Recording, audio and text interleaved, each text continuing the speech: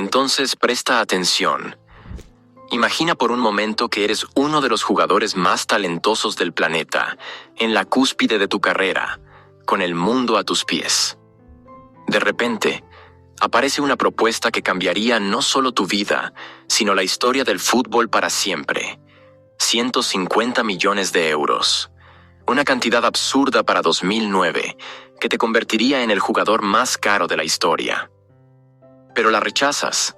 Simplemente dices no. Y esa decisión, que en su momento parecía noble e incluso romántica, se transforma en el inicio del fin de tu carrera en el más alto nivel. Esta es la historia real de Ricardo Isaacson dos Santos Leite, conocido mundialmente como Kaká, y de cómo una sola decisión puede definir el destino de un genio. Para entender esta historia necesitamos volver a 2009. El mundo aún se recuperaba de la crisis financiera global, pero en el fútbol, especialmente en Inglaterra, el dinero fluía como nunca antes.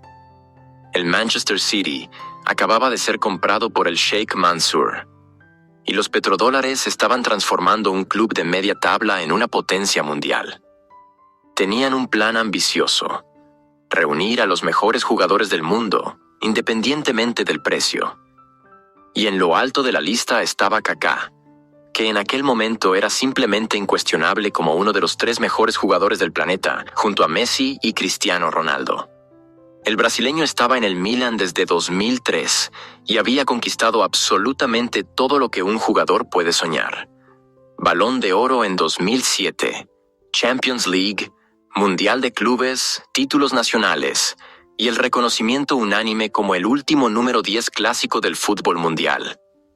Su elegancia con el balón, la precisión en los pases, la finalización letal y esa capacidad única de decidir partidos en los momentos más importantes lo habían convertido en una leyenda viva con apenas 27 años.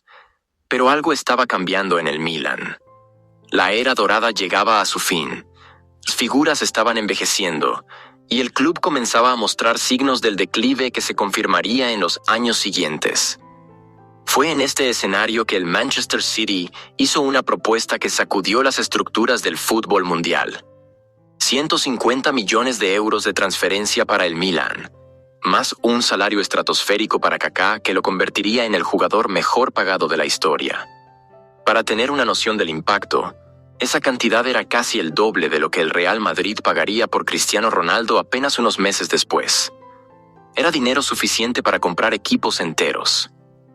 Era una propuesta imposible de rechazar, al menos en teoría. Pero Kaká tenía otros planes. Desde niño, alimentaba un sueño que iba más allá del dinero: jugar en el Real Madrid. El club merengue siempre representó para él la cúspide del fútbol mundial, la institución más gloriosa del deporte. Cuando era niño en Brasil, veía los partidos de los Galácticos en la televisión y se imaginaba vistiendo esa camiseta blanca sagrada. Zidane, Ronaldo, Roberto Carlos, Figo, esos eran sus ídolos, y él quería seguir sus pasos en el Santiago Bernabéu. Para Kaká, vestir la camiseta del Real Madrid no era solo un cambio de club. Era la realización de un sueño de la infancia que valía más que cualquier cantidad de dinero.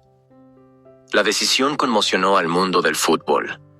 Comentaristas, periodistas e incluso otros jugadores no podían comprender cómo alguien podría rechazar una cantidad tan absurda. Pero Kaká fue categórico en sus declaraciones. Prefería ganar menos dinero y realizar su sueño de jugar en el club de sus sueños. Habló sobre valores, sobre que los sueños son más importantes que el dinero, sobre cómo algunas cosas en la vida no tienen precio. En su momento, esta postura fue vista como noble y romántica, una lección de que no todo se puede comprar en el fútbol moderno. El Real Madrid, por supuesto, no perdió tiempo. Florentino Pérez, que había regresado a la presidencia con el proyecto de los nuevos Galácticos, vio en Kaká la pieza perfecta para su revolución. En junio de 2009, anunciaron oficialmente el fichaje del brasileño por 65 millones de euros, aún una cantidad astronómica, pero menos de la mitad de lo que ofrecía el City.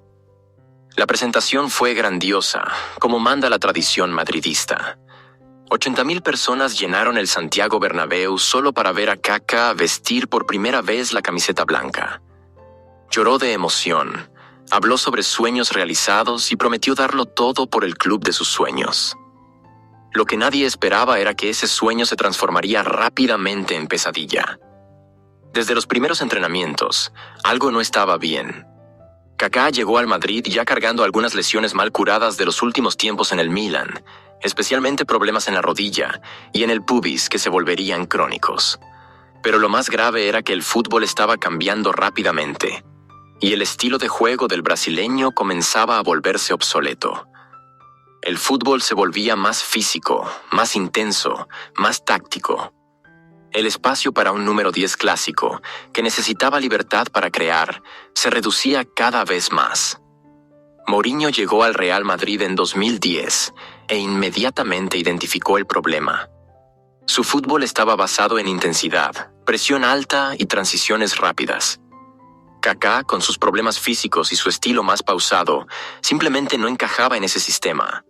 El técnico portugués intentó algunas adaptaciones, pero quedó claro que el brasileño ya no podía seguir el ritmo alucinante que el fútbol moderno exigía.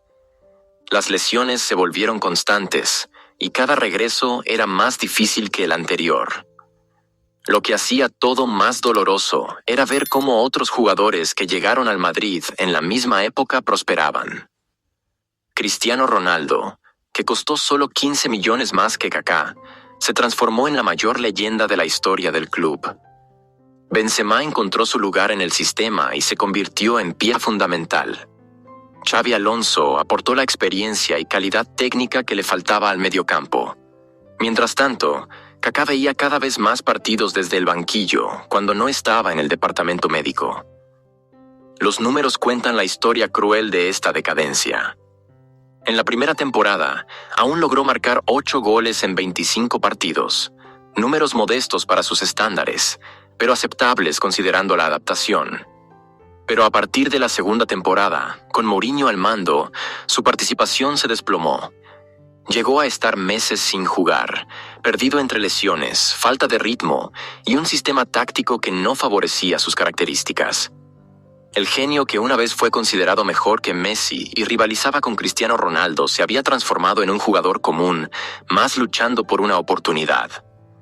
La prensa española, que inicialmente lo recibió como a un rey, comenzó a cuestionar no solo su rendimiento, sino también su actitud. Hablaban de falta de garra, de acomodamiento, de pereza. Kaká, que siempre fue conocido por su profesionalismo ejemplar, de repente era retratado como un jugador mercenario que solo estaba cobrando su salario millonario. Cada aparición pública se transformaba en una sesión de preguntas embarazosas sobre cuándo volvería a jugar bien o si estaba pensando en dejar el club. Lo que más dolía al brasileño era la conciencia de que tal vez había tomado la decisión equivocada 3 años antes. Si hubiera aceptado la propuesta del Manchester City, estaría en un club que estaba construyendo un proyecto ganador, con mucha menos presión y expectativa. El City estaba armando un equipo gradualmente, con paciencia, mientras que el Real Madrid exigía resultados inmediatos. Además, la Premier League, con su estilo de juego más abierto y menos táctico que la Liga, tal vez fuera más adecuada para sus características técnicas. Pero no eran solo las cuestiones deportivas las que pesaban. La decisión de rechazar los 150 millones del City significó que Kaká perdió la oportunidad de asegurar el futuro financiero no solo suyo, sino de varias generaciones de su familia. Estamos hablando de una diferencia de aproximadamente 100 millones de euros a lo largo del contrato. Dinero suficiente para transformar completamente la vida de cualquier persona. Y esto sin contar las oportunidades comerciales que un club como el City, en ascenso meteórico, podría proporcionar. El destino cruel de la historia es que Kaká acabó dejando el Real Madrid en 2013, de vuelta al Milan en préstamo, en una transferencia que simbolizaba perfectamente su caída de prestigio. El jugador que había llegado como galáctico se iba como un peso muerto, alguien de quien el club quería deshacerse para abrir espacio salarial. A los 31 años, edad en la que muchos jugadores aún están en su apogeo, ya era considerado acabado en el fútbol europeo. La reflexión sobre esta historia va mucho más allá del fútbol. ¿Cuántas veces en la vida tomamos decisiones basadas en sueños y romanticismo, ignorando la realidad práctica? ¿Cuántas veces el corazón nos lleva por caminos que la razón jamás elegiría? Kaká siguió su sueño de la infancia, pero tal vez subestimó cómo el fútbol estaba cambiando rápidamente, cómo su propio cuerpo se estaba deteriorando y cómo no siempre los sueños se alinean con la realidad. El Manchester City, club que él rechazó, se transformaría en los años siguientes en una de las mayores potencias del fútbol mundial. Conquistó múltiples títulos ingleses, llegó a finales de Champions League y se convirtió en referencia en desarrollo de jóvenes talentos y fútbol ofensivo. Jugadores que llegaron después de Kaká, como David Silva, Kevin De Bruyne y Sergio Agüero, se convirtieron en leyendas del club y del fútbol mundial. Es imposible no imaginar cómo habría sido la carrera de Kaká si hubiera tomado la decisión diferente en aquel momento crucial de 2009. Hoy, más de una década después, cuando miramos hacia atrás, la decisión de Kaká de rechazar 150 millones de euros para seguir su sueño parece casi ingenua. El fútbol se volvió aún más comercial, los valores explotaron de forma aún más absurda, y pocos jugadores tendrían el valor de rechazar una propuesta de esas proporciones. Pero tal vez esa sea exactamente la belleza y la tragedia de la historia de Kaká. Fue uno de los últimos románticos del fútbol moderno.